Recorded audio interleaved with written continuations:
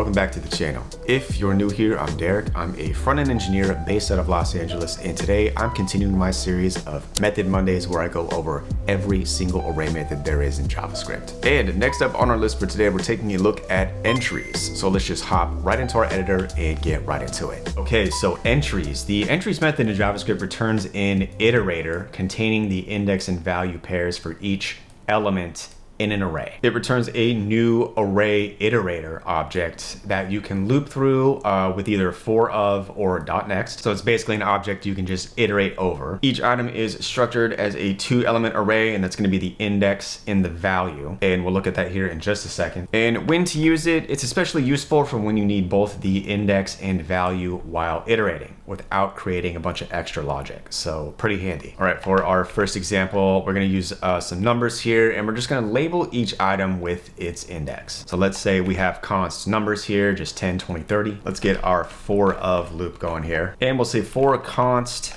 index value. This is going to be our array iterator object of, well, of what? Of numbers. Then we'll hit it with our entries method here.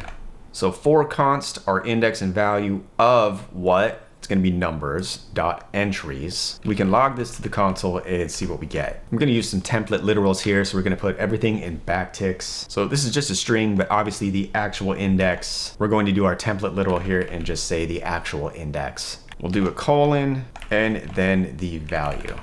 And okay, it's logging each item of that array. We prepended things with a string here just to see it in the console. The first item, which is at index position 0, is 10, index 1 is 20, and index 2 is 30. So that's basically what entries does. So nice. Let's work with strings now, and let's get the index of each character in a string. Let's say we've got const word cat here. We're going to iterate over this with our for of loop. And for const what? Well, it's going to be our index, and we're just going to call it char for a character. For const index and char of what? That's going to be our word, and we can hit word with our entries method here. But before we do that, let's actually split it up so we can break up each character in that string cat. So we'll do some simple dot notation chaining here with split. So for const our index and char of our word, but we're splitting word and then hitting it with our entries method. Let's log this to the console and see what we get. We'll do some more template literals here, so some backticks. Let's describe it. We'll just say character, our index,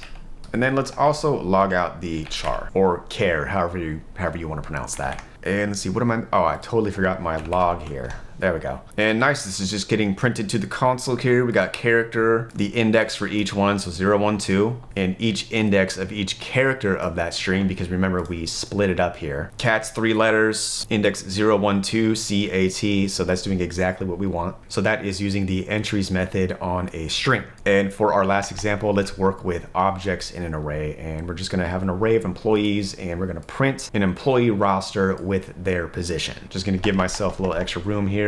Let's say we have const employees, which is just an array of objects with a couple of employees, one key value pair that's going to be the name and then that employee's name. Let's just get our for of loop going here. Similar to the above examples, we're going to do const, and it's going to be index, and we're just going to call it employee. So const index employee of what? Well, that's going to be of employees. And we're going to hit that with our entries method. And now that we have access to that, we can just log this to the console. Some more backticks. We'll log out a string here just so we know what it is. We'll just call it employee. We'll do employee number. We'll get our template literal here for the index, a colon, and then we'll log out the employee's name. So employee.name. And nice, we're getting Alice, Bob, and Charlie. I don't want this to start at an index of 0, so we'll just hit our index here with a +1. So employee 1 is Alice, 2 is Bob, 3 is Charlie. So that's gonna do it for entries. Like I said, it is an iterator containing the index and value pairs for each element in an array. So devs, that will do it for entries. Pretty straightforward. I will link the code down in the description and catch you in the next one. Take care.